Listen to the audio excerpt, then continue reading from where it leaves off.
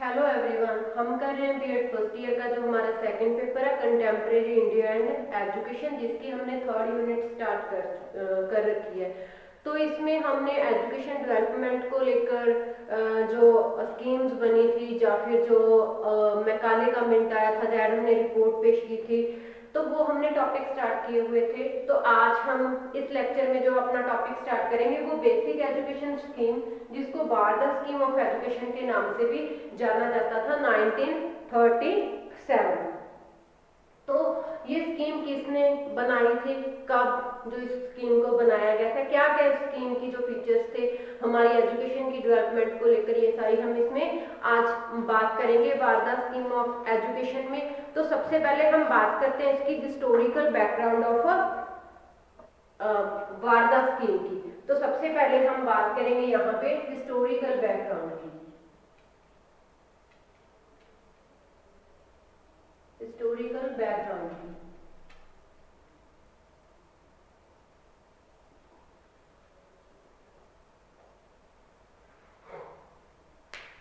तो historical background मतलब इसकी जो स्कीम कब बनी थी, किसने ये बनाई थी। तो हिस्टोरिकल बैकग्राउंड में इसका हम वो देखेंगे कि ये स्कीम जैसे 1937 में 1937 में ये बनाई गई थी, लेकिन इसकी जो रूपरेखा थी, जो इसको प्लान किया गया था, वो कब किया गया था कि 1935 को 1935 में भारत एक्ट, एक सरकार का जो एक्ट था वो पास हुआ था 1935 में। 1937 में कई प्रांतों में जो कांग्रेस थी, भारतीय कांग्रेस, वो सत्ता में आई। तो उसके सत्ता के बाद में आने से जो एजुकेशन थी, एजुकेशन के रिगार्डिंग विचार विमर्श शुरू हुआ। एजुकेशन के डेवलपमेंट के रिगार्डिंग जो कई काम करने थे या फिर जो सुझाव थे, उस सुझावों को जो योजना का रूप देने में जो कार्यक्रम था वो शुरू किया गया। तो लेकिन सरकार अगर चाहती कि हम सब बच्चों को फ्री एंड कंपलसरी एजुकेशन दे, तो सरकार के पास उतना बजट नहीं था कि हर एक पर्सन को जो फ्री एजुकेशन दी जाए। तो इसलिए जो सरकार थी वो ना तो लोगों पे जो टैक्स था उसका बोझ डालना चाहती थी, ना ही लोगों को शिक्षा से वंचित रखना चाहती थी। वो सब बच्चों को, सब स्टूडेंट थे, जो भी नागरिक थे, उनको एजुकेशन देना चाहती थी। इसलिए उन्होंने एजुकेशन की जो मिनिमम एज थी, जब मिनिमम पीरियड के लिए जो फ्री एजुकेशन देना चाहते थे, वो उसका जो टाइम पीरियड था वो उन्होंने निश्चित किया। उसके अनुसार, उस टाइम सरकार के अनुसार जो निःशुल्क शिक्षा होनी है उसका जो कम से कम समय है वो 7 वर्ष तक होना चाहिए, कि 7 वर्ष तक जो हम बच्चों को फ्री जो एजुकेशन है वो प्रोवाइड कर सकें। और साथ ही साथ इसमें जो उसका शिल्प कला का था, जो हैंडक्राफ्ट की एजुकेशन थी, वो भी प्रोवाइड की जाए, ताकि जो स्टूडेंट है वो अपनी एजुकेशन इस तरीके से लें कि जैसे उनका एजुकेशन का समय खत्म हो तब वो उनका जो रोजगार का साधन बन सके। इसलिए उन्होंने हस्तशिल्प पर ज्यादा से ज्यादा यहाँ पे जोर दिया। तो ये जो विचार था, जो माना जाता है कि महात्मा गांधी जी ने इस विचार को जन्म दिया था। महात्मा गांधी जी ने इस विचार पे बहुत जोर दिया था कि हमें जो फ्री एजुकेशन है उसका जो समय है वो निश्चित करना चाहिए, और जो बच्चे हैं, जो स्टूडेंट्स हैं, उन्हें क्या, एक हस्तशिल्प की मतलब हैंडक्राफ्ट की जो एजुकेशन है वो दी जाए। महात्मा गांधी ने शिक्षा की योजना को वास्तविक रूप देने के लिए बहुत मतलब उसकी व्याख्या की, हर एक पर्सन को उसने डिटेल में ये चीज समझानी चाहिए। तो इसके बाद ये तय हुआ कि शिक्षा में जो हैंडक्राफ्ट है, या फिर हम कहते हैं मैनुअली जो प्रोडक्टिव स्कीम्स हैं वो लॉन्च की जाएंगी, जिसमें बच्चों को जो हस्तशिल्प है उसकी कला के बारे में सिखाया जाएगा, जिसमें आप कताई बुनाई या फिर जैसे कुर्सी बुनना, ये वाली जो चीजें होती थी, या फिर जो पेंटिंग, ऐसी चीजें थी जो बच्चों को हस्तशिल्प में आती थी। तो उस सिखाने पर से समझौता हुआ कि हम बच्चों को 7 साल के समय तक फ्री एजुकेशन देंगे, और साथ के साथ उनके जो हस्तशिल्प है, उनका जो हैंडक्राफ्ट है, उसकी कला में बच्चों को हम निपुण बनाएंगे। तो ये जो कॉन्फ्रेंस हुई थी, जो सम्मेलन हुई थी, वो वार्ता में हुआ था। इसलिए इसका जो स्कीम था फिर वो एजुकेशन की वार्ता स्कीम ऑफ एजुकेशन बना दिया गया इसकी। तो ये बेसिक एजुकेशन के लिए बनाई गई थी, तो इसलिए इसे क्या, बेसिक एजुकेशन स्कीम भी कहते हैं, या फिर इसे वारदा एजुकेशन की स्कीम के नाम से जाना जाता है। जो वारदा में सम्मेलन हुआ था, कॉन्फ्रेंस एट वारदा, अगर हम बात करें जो कौन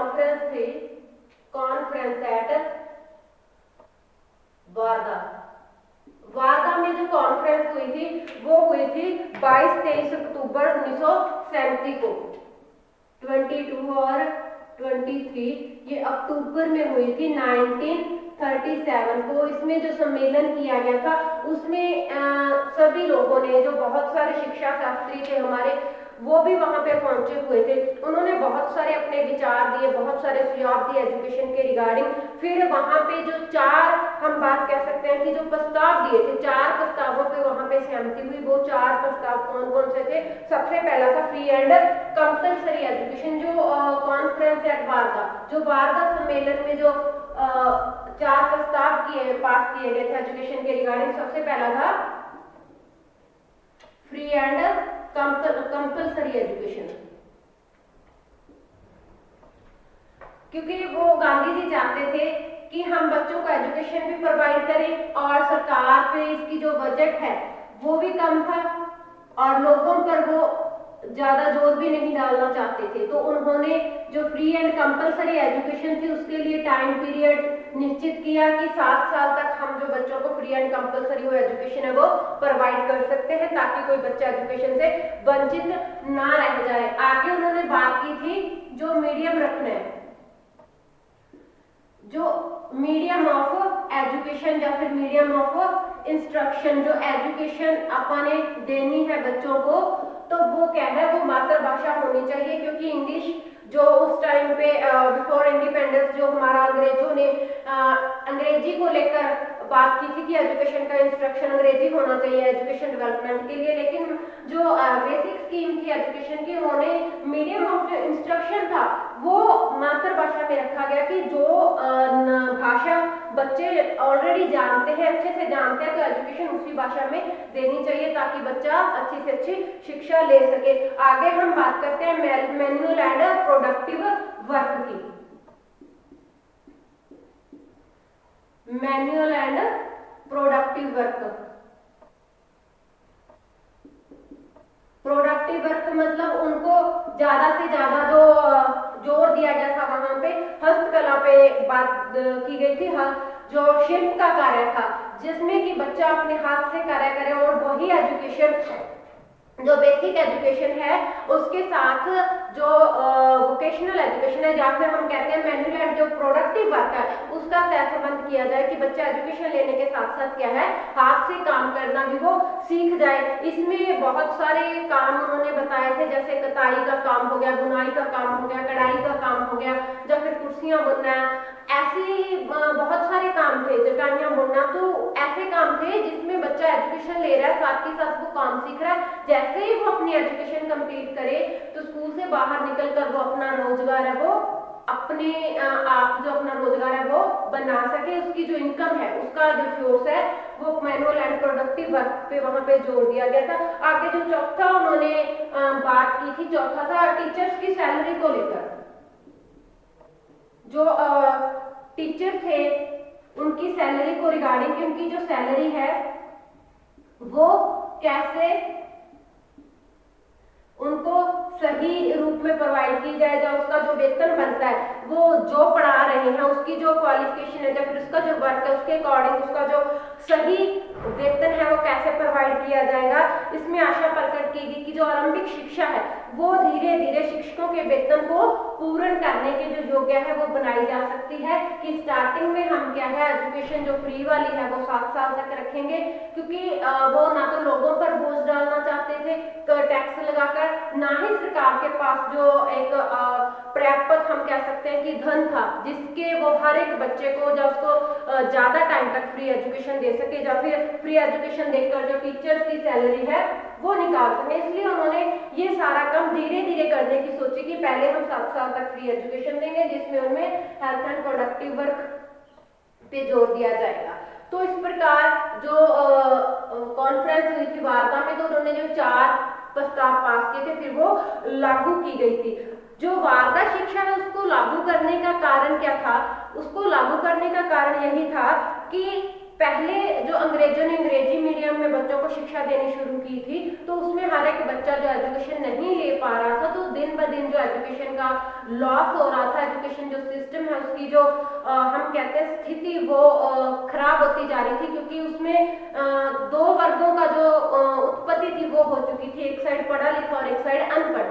तो जिन लोगों को इंग्लिश की नॉलेज नहीं थी थी या इंग्लिश समझ में नहीं आ रही थी, तो उनके लिए जो एजुकेशन है वो कठिन बनती जा रही थी। इसलिए जो बेसिक एजुकेशन थी उसमें ज्यादा से ज्यादा मातृभाषा पर या फिर जो वहाँ की रीजन की लैंग्वेज थी या एरिया की भाषा थी उसी भाषा पर जोर दिया गया कि बच्चे को जो भाषा पहले से आती है हम उसी भाषा के थ्रू जो एजुकेशन अगर दें तो उसके बेनिफिट होगा कि हम हर एक बच्चे तक जो एजुकेशन है वो प्रोवाइड कर सकते हैं। दूसरी बात उनको रोजगार को लेकर थी, तो इसलिए वो एजुकेशन के साथ साथ बच्चे को इस तरीके से तैयार कर रहे थे कि जैसे वो स्कूल से बाहर निकले कम से कम वो अपना जो रोजगार है, जो उसकी एम्प्लॉयमेंट है वो एजुकेशन जिसमें मैनुअल प्रोडक्टिव वर्क सिखाकर उसको रोजगार के लिए तैयार किया जाए। तो इसलिए वारदा स्कीम को वहां पे लागू करने की बहुत जरूरत थी।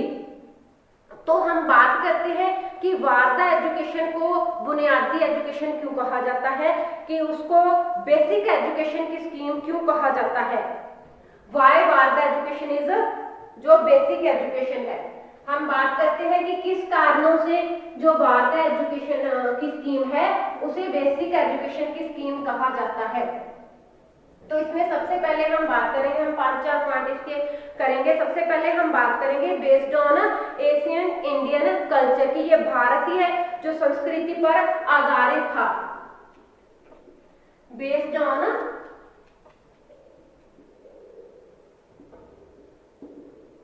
एंशियंट इंडियन कल्चर कि इसमें क्या कहा गया था, एक तो हस्तशिल्प की बात की गई थी, दूसरी इसमें मदर टंग की बात की गई थी कि जो भारत की जो भाषा है बच्चे की मदर टंग है उसी के अनुसार जो उसको एजुकेशन दी जाए। भारतीय पुरातन संस्कृति का इसमें बहुत ही ख्याल रखा गया था। आगे हम बात करते हैं related to basic needs. Related to basic needs कि ये बेसिक नीड्स की जो पूर्ति थी वो करती थी, जो सामान्य आवश्यकताएं हैं लोगों की बच्चों की उसको पूर्ति करती थी। प्रारंभिक उसकी आवश्यकताओं और रुचियों को ध्यान में रखकर हस्तकला वाला जो मैनुअल प्रोडक्टिव वर्क था उसमें उसके जो सहसंबंध था वहां एजुकेशन के साथ किया गया था।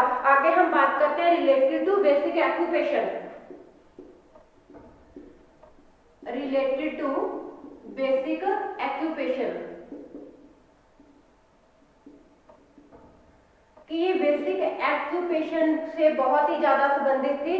बेसिक एक्यूपेशंस क्या थे कि लोगों के जो प्रारंभिक कार्य थे उनके जो जमीन लेवल पर वो कार्य करते थे, ग्राउंड लेवल पे, जैसे घरों में जो कार्य होता था कताई बुनाई का, कढ़ाई का, चुगाई का या फिर चटाई बनाने का, ये सारे क्या थे एक्यूपेशन वहां पे उसमें जो जो शिल्प एजुकेशन में लाया गया था। तो ये बेसिक जो ऑक्यूपेशन से रिलेटेड ही थे। आगे हम बात करते हैं फॉर अ कॉमन मैन कि यह है आम आदमी के लिए शिक्षा थी, हर एक पर्सन के लिए थी। इससे पहले जो भी आई थी, चाहे मैकाले मिनट हो, चाहे वुड्स डिस्पैच हो, चाहे एडम की रिपोर्ट आए, उसमें क्या था कि सिर्फ अंग्रेजी मीडियम होने के कारण वो क्या था कॉमन मैन के लिए एजुकेशन नहीं थी, वो गिने चुने लोगों के लिए एजुकेशन थी। लेकिन जो बेसिक स्कीम थी एजुकेशन की उसमें जोर दिया गया था मातृभाषा प्रयोग करने पर, मीडियम जो एजुकेशन था। तो इसलिए वो क्या था हर एक कॉमन मैन के लिए थी, हर एक इंसान के लिए थी, बच्चे के लिए एजुकेशन के रूप में वो दी जानी थी। आगे हम बात करते हैं minimum education standard.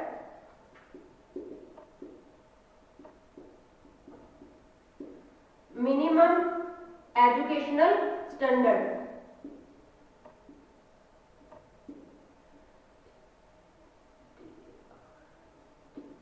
Minimum educational standard का क्या मतलब है?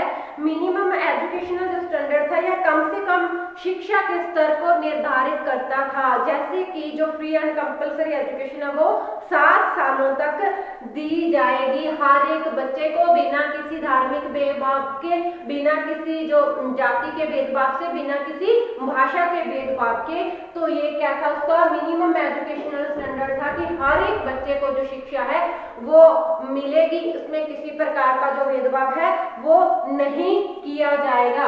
आगे हम बात करेंगे प्राइमरी स्टेज।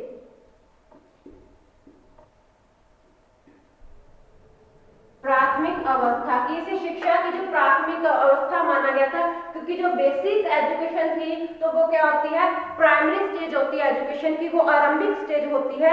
ये सबसे पहले बच्चा प्राइमरी एजुकेशन ही लेता है, उसके बाद आगे वो मिडिल सेकेंडरी या फिर हायर सेकेंडरी तक पहुंचता है। इसलिए ये स्कीम लागू करना बहुत ज्यादा जरूरी था, क्योंकि एजुकेशन की प्राइमरी स्टेज थी। अगर प्राइमरी स्टेज को हम सुधार सकते हैं तो उसके बाद की जो स्टेजेस आती हैं सेकेंडरी या फिर सीनियर सेकेंडरी, वो स्टेजेस क्या है अपने आप ही सुधरती वहां पे चली जाती हैं। तो ये कुछ रीजन थे जिसकी वजह से हम कह सकते हैं कि जो वारदा स्कीम है वो लागू करनी बहुत ज्यादा जरूरत थी उसकी। इन सब चीजों को फुलफिल करने के लिए, मतलब प्राप्त करने के लिए, हमें जो वारदा स्कीम थी उसको लागू करने के लिए उसकी जो योजना थी उसको इन कारणों की वजह से वो बहुत ज्यादा जरूरत पड़ी वारदा स्कीम की, जो फिर हम कह सकते हैं बेसिक स्कीम ऑफ एजुकेशन की। तो आगे हम करते हैं एम्स, इसके क्या एम्स थे जो हमने लागू की थी, तो उसके एम्स के बारे में बात करेंगे कि उसके कौन कौन से एम थे। एजुकेशन जो वारदा स्कीम थी एजुकेशन की, उसके कौन कौन से एम्स थे, कौन कौन से ऑब्जेक्टिव्स को ध्यान में रखकर जो बेसिक स्कीम थी एजुकेशन की उसे लॉन्च किया गया था।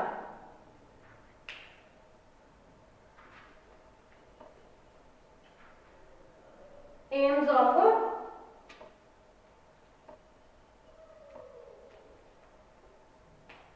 बेसिक एजुकेशन स्कीम या फिर वारदा स्कीम ऑफ एजुकेशन की जो इसके एम थे, सबसे पहले था drawing out the basic qualities.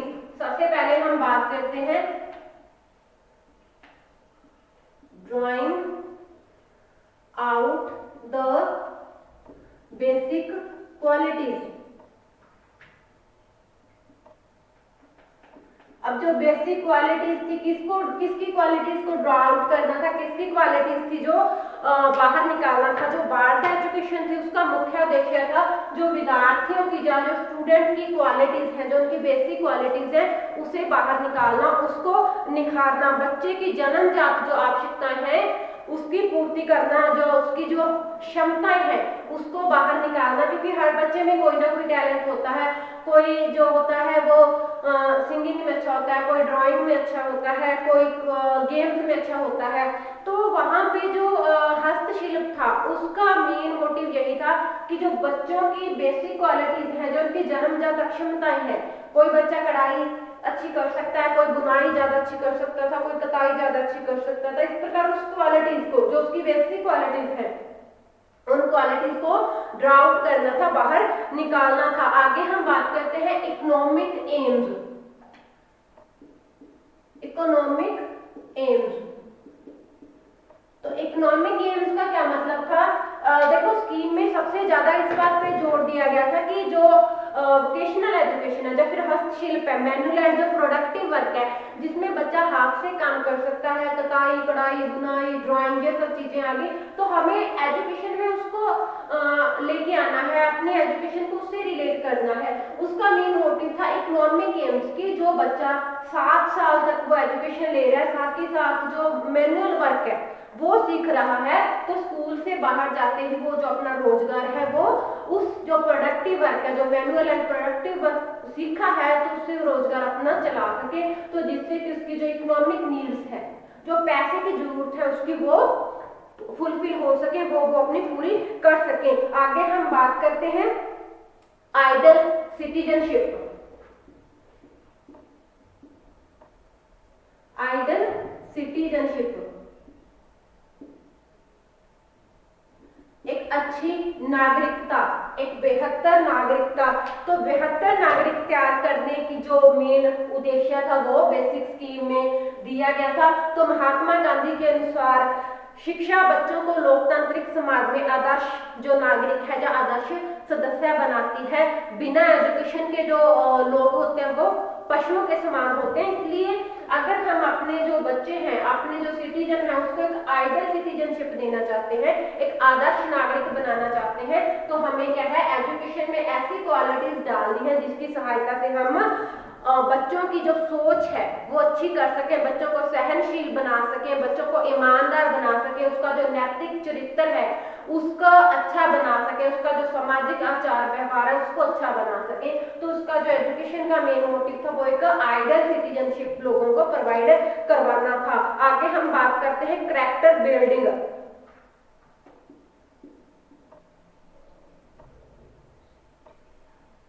Character building कि लोगों का एक अच्छा जो कैरेक्टर था वो बिल्ड करना, उनका जो चरित्र का निर्माण करना। गांधी जी का मानना था कि जो शिक्षा है वो विद्यार्थी केंद्र होनी चाहिए, वो चाइल्ड सेंटर्ड होनी चाहिए, जिसमें कि हम बच्चों को आध्यात्मिक ज्ञान दे सकें, बच्चों को बौद्धिक ज्ञान दे सकें और उसकी जो शारीरिक योग्यताएं हैं या शारीरिक अक्षमताएं हैं उसको हम बाहर निकाल सकें और उसका जो सामाजिक और जो नैतिक चरित्र है उसको अच्छा बना सके, उसको बेहतर बना सके। आगे हम बात करते हैं ऑलराउंडर डेवलपमेंट की।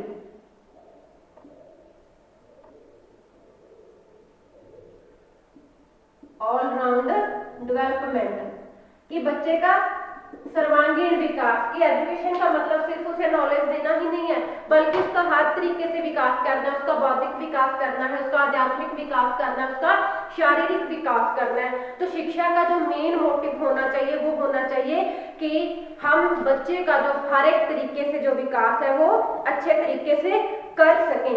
आगे हम बात करते हैं preventation of civilization, prevention of civilisation.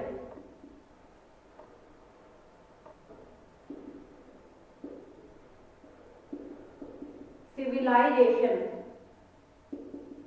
कि अपनी सभ्यता का जो संरक्षण करना, सभ्यता का संरक्षण करना, सभ्यता की संभाल करनी। तो सभ्यता की संभाल कैसे हो सकती थी? जब हम जो एजुकेशन का मीनिंग है, एजुकेशन का जो मीडियम है उसका अंग्रेजी से हटाकर जो भारतीय भाषाएं हैं उसमें किया जाए। भारत में जो संस्कृत भाषा थी या फिर अरबी थी या फारसी थी, उर्दू थी, जो भी भाषा एरिया के हिसाब से बोली जाती थी, लोगों की जो संख्या के हिसाब से बोली जाती थी, तो हम उसी भाषा को हम अपनी एजुकेशन का जो मीडियम है वो बना के रखें। 1930 के बाद क्या हुआ था, जो हमारी भारतीय संस्कृति थी उसका पतन हो रहा था, वो हो रहा था अंग्रेजी शासन की वजह से। इसलिए गांधी जी ने स्कीम में जो एजुकेशन का मीडियम या फिर जो मैनुअल एंड प्रोडक्टिव वर्क इसमें जो शामिल किया था उसका मेन मोटिव था हमारी सभ्यता का संरक्षण करना और हमारे देश के ढांचे में सुधार करके उसको एक अच्छे तरीके से विकसित करना। आगे हम बात करते हैं इसके उद्देश्य की, सेल्फ सपोर्टिंग। जो इसका 7वां पॉइंट हम आगे करें वो है सेल्फ सपोर्टिंग। सेल्फ सपोर्टिंग मतलब खुद की सपोर्ट करना, अपने आप को आत्मनिर्भर बनाना। गांधी जी का मानना था कि शिक्षा का जो उद्देश्य है वो होना चाहिए पर्सन को आत्मनिर्भर बनाने के लिए, वो होना चाहिए बच्चे को आत्मनिर्भर बनाने के लिए। इस कारण उन्होंने जो हस्तकला की शिक्षा थी उसको शामिल करने में, एजुकेशन में शामिल करने के लिए विशेष जोर दिया गया। उनका मानना था कि 7 साल तक जो फ्री एंड कंपल्सरी एजुकेशन दी जाए जिसमें हस्तशिल्प का जो काम था वो सिखाया जाए। तो अगर बच्चा 7 साल तक एजुकेशन लेता है, 7 साल से उसकी शुरू होती है, 7 साल तक फ्री एजुकेशन मिलती है, तो उस समय वो 14 साल का हो जाता है। तो जब बच्चा 14 साल का एजुकेशन कंप्लीट करके स्कूल से बाहर जाएगा समाज में, तो वो अपना जो रोजगार है वो चला सके, अपने आप को जो आत्मनिर्भर है वो बना सके। मैनुअल एंड जो प्रोडक्टिव वर्क वो उसने स्कूल में सीखा है तो वो वहां पे जाकर अपना कर सके, उसके इनकम है जो उसका जो रोजगार है वो स्थापित कर सके। आगे हम बात करते हैं सामाजिक गतिशीलता की, सोशल मोबाइलाइजेशन। सोशल मोबाइलाइजेशन तो सामाजिक गतिशीलता का क्या मतलब था कि देखो मनुष्य एक जो सामाजिक प्राणी है, तो तो गांवों में और जो शहरों में है या फिर गांवों की सोसाइटियां हैं, शहरों की सोसाइटियां हैं, आपस में इनका जो बहुत गहरा संबंध है, शहरों और गांवों के लोग जो एक दूसरे पे निर्भर करते हैं।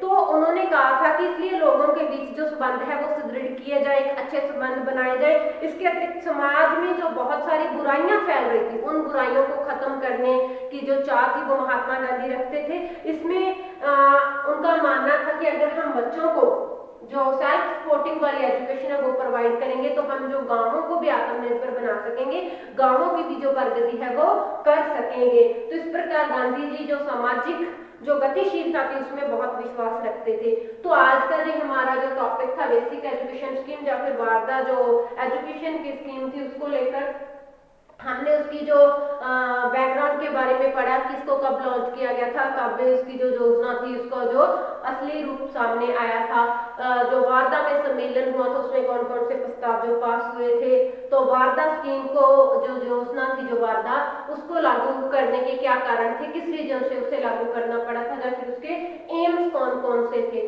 तो आज का जो हमारा टॉपिक था वारदा स्कीम को लेकर, उसमें जो कुछ वारदा स्कीम के अंदर जो हमने कुछ उसके एम्स थे या फिर उसके रीजन थे, या उसके सम्मेलन के जो प्रस्ताव थे उसके बारे में पढ़ा। तो आज के लेक्चर में हम इतना ही कर पाएंगे। नेक्स्ट जो वारदा स्कीम के बारे में बचा, उसके कौन कौन से फीचर थे, क्या उसका करिकुलम होना चाहिए था, तो वो हम नेक्स्ट लेक्चर में पढ़ेंगे। तो आज का हमारा ये लेक्चर यहीं पे खत्म हो रहा है। Thank you, have a